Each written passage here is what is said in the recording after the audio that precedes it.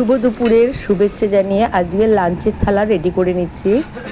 লাঞ্চের থালায় রয়েছে গরম গরম ভাত, আর করেছি লাল শাকের চচ্চড়ি। এই লাল শাকের মধ্যে দিয়েছি বেগুন, পেঁয়াজ আর মাছের তেল দিয়ে আর লাল শাক দিয়ে এই চচ্চড়িটা বানিয়েছি। খেতে খুব ভালো লাগে। লাল শাক যেমন খুব প্রয়োজনীয় আর মাছের তেলও প্রয়োজনীয়, তো দুই কম্বিনেশনে এই মাছের তেল দিয়ে লাল শাকের চচ্চড়িটা বানিয়েছি।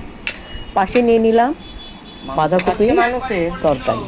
বাঁধাকপিটা বানিয়েছি মাছের মুড়ো দিয়ে, মটরশুঁটি এবং টমেটো দিয়ে, আলু দিয়ে বাঁধাকপিটা বানিয়েছি। আর এতে করেছি একটু হালকা পাতলা মুসুরির ডাল, এটা ধনে পাতা দিয়েছি আর পেঁয়াজ ফোড়ন দিয়েছি, ওপর থেকে ধনে পাতা ছড়িয়ে দিয়েছি। এই ডালটা খেতে খুব ভালো লাগে, সেটা এক বাটি নিয়ে নিলাম। আর আজকে বানিয়েছি কাতলা মাছের দই দিয়ে একটা ঝাল, দই কাতলা যেটা বলে। এটা কাঁচা লঙ্কা বাটা দিয়েই করেছি, কাঁচা লঙ্কা চিড়ে। আর এর মধ্যে কোনো লঙ্কার গুঁড়ো দিইনি, কিন্তু গ্রেভিটা একটু কম হয়ে গেছে, আসলে এটা শুকনো হয়ে গেছে। তার এক পিস নিয়ে নিলাম।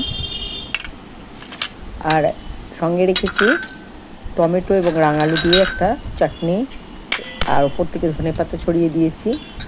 আর এই টমেটো রাঙালুর চাটনিটাও বেশ মজাদার লাগে, খুব মিষ্টিও হয়েছে। এই আজকের লাঞ্চের থালা তোমাদের কেমন লাগলো অবশ্যই জানাতে ভুলবে না কিন্তু। সঙ্গে রাখলাম এক গ্লাস জল। এই ছিল আজকের লাঞ্চের থালা।